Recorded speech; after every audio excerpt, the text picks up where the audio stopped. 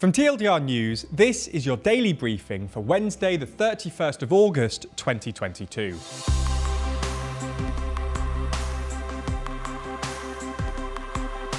Good afternoon. Today we're going to be talking about the death of the Soviet Union's last president, Mikhail Gorbachev.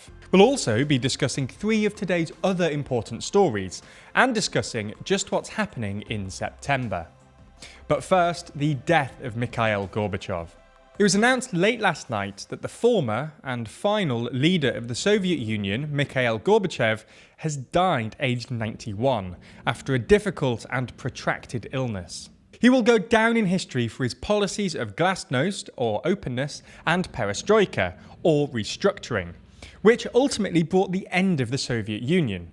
While the West will praise him for those policies, others, particularly in Russia, have criticised him for his reforms which destabilised the Soviet system and hastened the end of the USSR. Gorbachev, who led the USSR from 1985 until 1991, oversaw the opening up of the Soviet Union's economy, leading to the entry of Western businesses, including the likes of McDonald's and, famously, Pizza Hut, with Gorbachev himself later appearing in a Pizza Hut advert.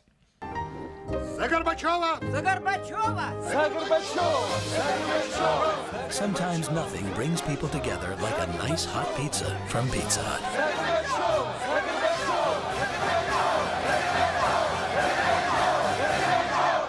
Beyond the economy, Gorbachev is widely credited with overseeing the peaceful end of the Cold War, and for avoiding World War III over the toppling of the Berlin Wall, having dropped the so-called Brezhnev Doctrine.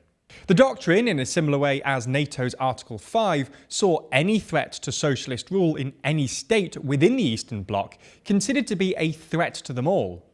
Instead of seeing the fall of the Berlin Wall as such a threat, Gorbachev dropped the doctrine in favour of the Sinatra Doctrine, allowing Warsaw states to go their own way, alluding to the Frank Sinatra song My Way. In 1990, he was awarded the Nobel Peace Prize for the leading role he played in radical changes in East-West relations. In spite of his rapprochement with the West, he ultimately lived to see Russia return to war under Vladimir Putin. Messages of condolence have come in from across the world. The current president, Joe Biden, hailed Gorbachev as a man of remarkable vision, noting that when he came to power, the Cold War had gone on for nearly 40 years, with communism for even longer, with devastating consequences.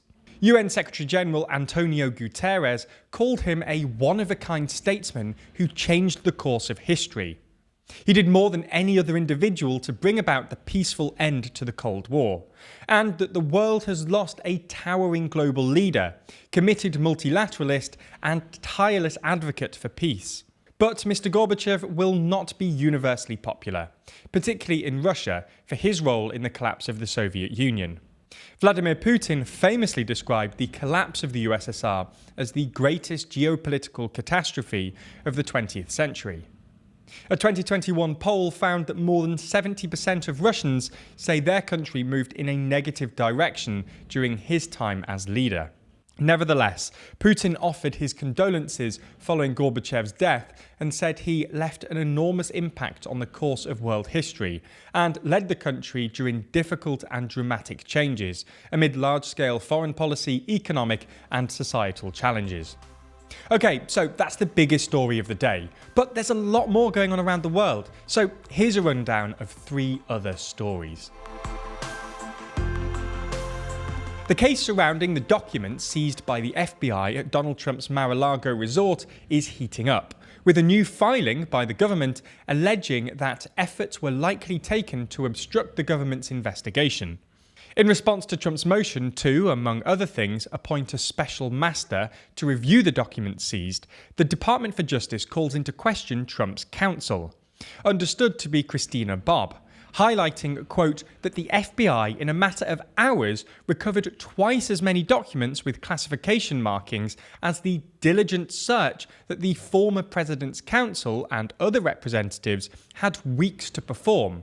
Calls into serious question the representatives made in the June 3rd certification and casts doubt on the extent of cooperation in this matter. The Justice Department also alleges that classified documents were found inside Trump's office, contrary to that June the 3rd certification. There's more on the way, but be sure to subscribe and ring the bell to make the daily briefing part of your daily routine. Or just search for us on your podcast app to listen along. Shamima Begum was smuggled into Syria by a double agent working for both the so-called Islamic State and Canadian intelligence, a new book by the Sunday Times former security correspondent has claimed. The book alleges that Canada's Security Intelligence Service, or CSIS, knew Begum was being trafficked when the Metropolitan Police in the UK had launched an international search for the three schoolgirls.